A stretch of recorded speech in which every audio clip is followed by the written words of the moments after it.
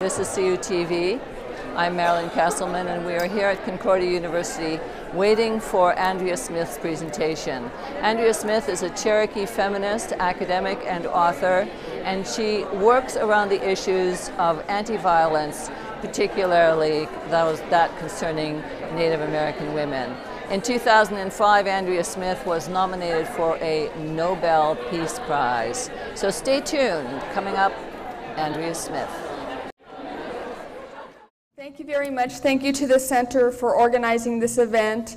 Also to the families of the missing and murdered women of Indigenous women here in Canada that are the reason for why we are here today, as well as to the Indigenous peoples of this land. So I'm speaking primarily from the U.S. context, but I think it's very similar to what's going on in Canada, and that we have epidemic rates of violence against Indigenous women. For instance, in the U.S., Native women are 60% more likely to be victimized by violence than any other women from any other ethnic group. And at the same time, this violence largely happens with impunity, as we can see by the completely inadequate government response to the missing and murdered women in Canada.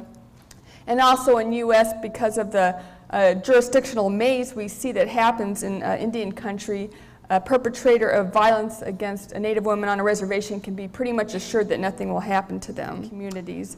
I've been working on these issues of violence for over 20 years, and even within our communities we would see an overwhelming silence where people would say, well, let's worry about colonization first, and then after we deal with that, then we'll worry about women. And the assumption was that colonial violence and gender violence were two separate things. And of course, patriarchy is built on a gender binary system, right? You can't have patriarchy unless you have only two genders, one that dominates another gender.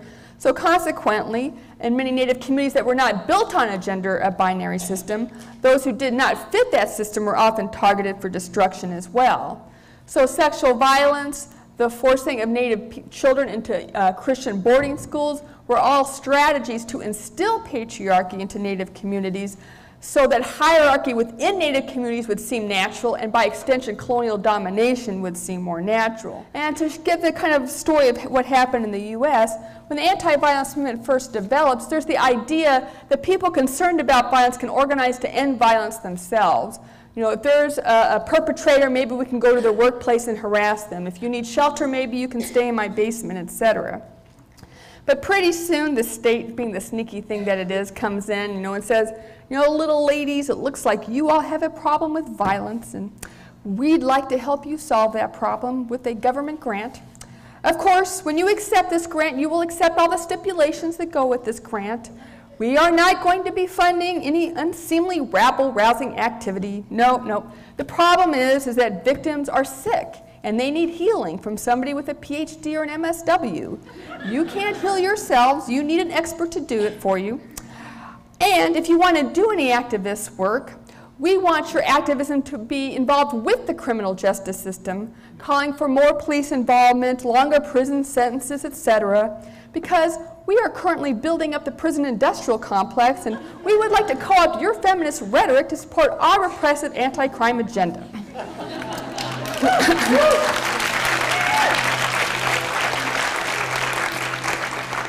And this is not something that's known by just kind of the leftist lunatic fringe. This is something known across the political spectrum. People from the right to the left, people who have done studies across political persuasions, all find again and again that more prisons do not lead to less crime. And in fact, John DeLulio, who was at first the primary advocate for the buildup of the prison industrial complex in the U.S., actually came out and said he was wrong, and is now calling for the dismantle of the prison industrial complex, right? So this is an idea that's widely known, and in my research on the Christian right, which is another story, I was actually at an anti-prison strategy session that was filled with Republicans, and they even said they know prisons don't work, but they vote for them because they're popular. In the first place, as Luana Ross notes, the problem with always trying to make things a crime is that we don't consider the fact that genocide has never been a crime in the U.S., right? And in fact, the U.S. is built on the genocide of Indigenous peoples. And to quote Sandy Grant, she states, quote, The United States, and we could say Canada too, is a nation defined by its original sin, the genocide of American Indians. American Indian tribes are viewed as an inherent threat to the nation, poised to expose the great lies of U.S. democracy, that we are a nation of laws and not random power, that we are guided by reason and not faith, that we are governed by representation and not executive order, and that we stand as a self-determined citizenry and not a kingdom of blood or aristocracy. From the perspective of American Indians, democracy has been wielded with impunity as the first and most virulent weapon of mass destruction. So consequently, around the world are saying we need to distinguish nations from nation states. That is, when we look for sovereignty and self-determination for a nation, we should not presume that the goal is to come up with a nation state that would be built on these logics of domination and violence. And in fact, we can instead articulate different forms of nationhood that are instead based on mutual respect and responsibility, egalitarian in terms of being the relationship of power between not just peoples but all of creation, and also having a more expansive understanding of nationhood that's not about we're in, you're out, screw the rest of the world, but it's about understanding ourselves and being in radical relationality with all of the world. And what you don't get to say in that system is, well, why should this be anybody's land? Why should land be a commodity that can be bought and sold in the first place, right? This is not the question that we even get to put on the table. And I think this is a problem that Glenn Coulthard, who's a Dene scholar and activist, has noted, that the trap of the legal system is that it often changes the way we even see our struggles for self-determination. And that we often say we are fighting for sovereignty or self-determination, but actually what we are fighting for is recognition. So to illustrate this problem, we will turn to our handy diagram that you can't see, but we will visualize it for you. So we will give you a grant, we will give you money, we will give you something that you ask for. But you have to prove how cool, interesting, and spiritual you are, or else we might give it to some other group. So each group that needs to fight with each other to prove who's the most cool, interesting, and spiritual, who's most quadruply oppressed, who most deserves to get this recognition, right? So consequently, you don't get to work with each other anymore because we're too busy competing to get this overall recognition. So we say we're doing this in the interest of self-determination, but actually we'll never get self-determination under this system because we're presuming the settler state will always be the group to recognize us, right? So our goal stops being a struggle where we recognize each other and develop the mass movements needed to actually topple this system. Rather, we presume the continuation of the system and simply try to get a piece of recognition within the system.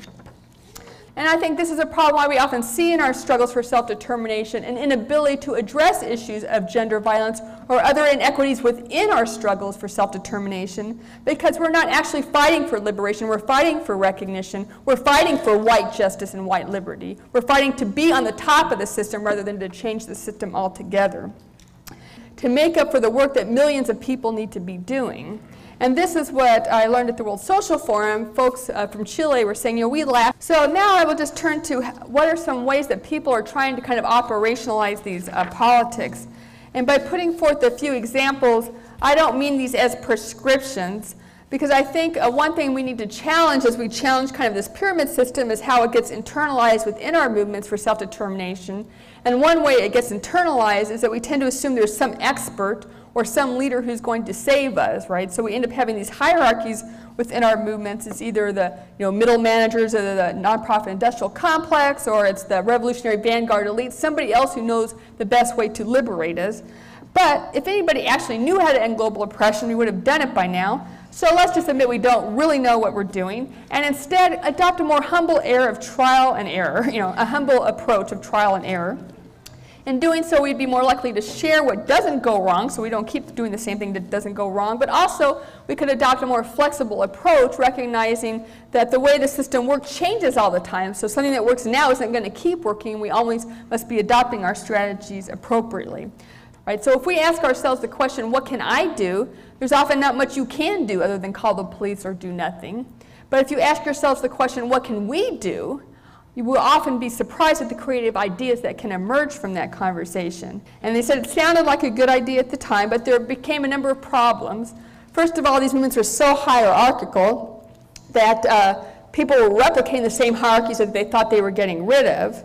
Two, these movements were not very inclusive because not many people can actually get guns, go to the mountains, and take over the state. So they were controlled by a few group of people. But also, as folks from Chiapas said, well, we thought, you know, we could get our guns and take over the state, and then we realized the state had a lot more guns than we did. So the alternative idea came about, which was to say, well, what if we just started living differently? What if we divested from the current system? What if we started to create our own autonomous communities, did our own health care, our own educational systems? What if we developed alternative governance structures that were based on different principles of mutuality, respect, and equality? And most importantly, what if we started to proliferate these zones? So it would not be enough to have a cool, hippie, groovy commune zone that we often have, you know, in the US context, but instead, once a zone gets established, people have to go start another zone until they grow, and grow. Well, if everybody started living differently, then it would be limited as to what the money and guns could do. Okay. So you will note that particularly professors and students will often say, you know, I can't join the revolution because I'm too sick, tired, busy, and depressed. But unfortunately, if we're going to organize our movement around everybody who's not sick, tired, busy, and depressed, we have two people to end global oppression. But I think what they're speaking to is there's an unsustainable way we do our organizing. And we often do it through kind of a nonprofit industrial complex model where there's the assumption that you will get paid to do the organizing work. So we have kind of this career activist model in which a few people are supposed to work 1 million hours a week to make up for the work that millions of people need to be doing. And this is what I learned at the World Social Forum. Folks from Chile were saying, you know, we laugh at you in the US. You get very excited when you get 200 people to a protest, and then you go get a police permit to march against police brutality. What good does that do, they said. And also, when we have a vision of where we want to go, it helps us measure our short-term strategies so that we know if we're getting closer to where we want to go or farther away from that. So to give you one example, I was at a domestic violence conference, and at this workshop, we were asked to brainstorm on what we would like to see in 20 years. And everybody said things like more hotlines and more shelters, and nobody said less violence. Like we actually forgot why we were there, which is why we probably adopted so many dumb strategies, because we forgot to ascertain if they were effective or not, right? And then finally, even though I think one of the effects of the settler colonialism is not just how it directly oppresses us, but also how it shapes our imagination. It changes what we even think is possible, right?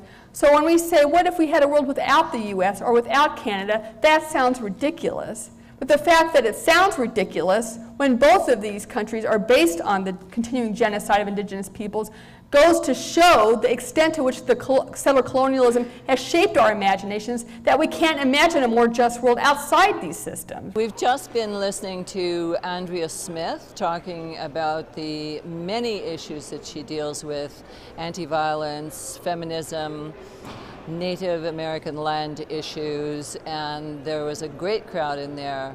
She talked for about an hour, and what you have just seen are a few excerpts from her talk. A very engaging speaker, and everyone really enjoyed listening to her. Hot topics, not that easy to live with, but however, it was a very, very interesting evening. So thank you for being with us at CUTV. I'm Marilyn Castleman.